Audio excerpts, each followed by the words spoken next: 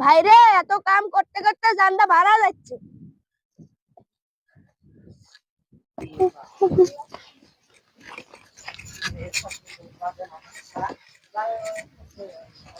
কে ভাই, তোমাকে দেখে মনে হচ্ছে তো তুমি কাম করছো না, যুদ্ধ করছো। ভাইরে, খালি কাজ আর কাজ, বেতন বাড়ানোর কথা বললে মালিকের মুখ ডাবে লাগা লম্বা হচ্ছে। শালারা কাম করে বাদে কি করছে রে? গল্প ঠাকাচ্ছে? দেখে আসি তো শালারা কাম করছে না কি গল্প করছে। কে রে, তোরা দুজন কি কাম করতে চাচ্ছ না গল্প করতে চাচ্ছ? খালি বগর বগর বগর করতে আসো। কি তোরা কি কাম টাম করবো নাকি সে কি বলবো? কিছু না মালিক, বেতনটা বাড়ালে একটু ভালো হতো, এই কথাই বলছিলাম। তোরা যে খালি বেতন বেতন করিস, তোরা তো কাম বাদ দিয়ে খালি গল্পই করিস, তাহলে তোর বেতন দিব কি করে আমাকে তাই বল। তোরা যে বেতন দিব, তোর কাছে একটু প্রশ্ন করবো, তোরা উত্তর দিতে তাহলে তোর বেতন ঠিক বাড়া দিব। জি মালিক, বলেন। ইট বানানোর জন্য কি প্রয়োজন? কাদা, পানি আর খড়ি।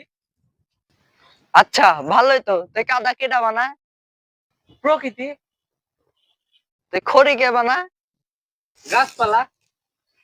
তুই পানি কেটা দেয়? কে আল্লাহ।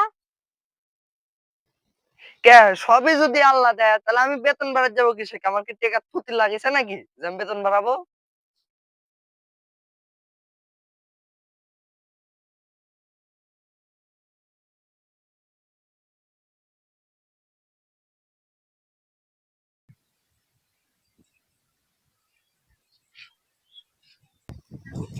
মালিক, আপনি তো পুরাই বুদ্ধি তেঁতুল। ঠিক আছে, তাহলে আমরা আজকে আল্লাহর দোয়া দিয়ে বাড়ি চলে যাই।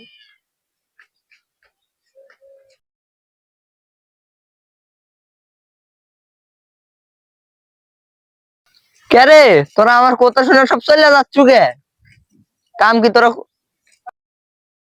পাঁচ ছয় করে যা, কাম করবো না? টেকাও ওইরকমই পাবো নি, পুরিয়া টেকা পাবো না নি, অর্ধেক টেকাই দিব নি। যা, সন্ধ্যার বেলা আসবো না নি টেকা লিতে, তখন বুঝিয়ে দেবো নি। কাম তো করলো এখন, তোরে তারপরে আনতে শিক্ষা দেবো টেকা লিয়ার সময়। কাম থুয়ে তো চলে আসনু, সন্ধ্যাবেলা গেলে যে কি যে করবি নি মালিক। আমার আবার যে কিপটে মালিক, বেতন বেতন বাড়ানোর কথা বলছি তো একেবারে গায়ে তো আগুন জ্বলে গেছে। আল্লাহ, তুমি দেখো এই কিপটে মালিকে একটু সাইজটা কইরো।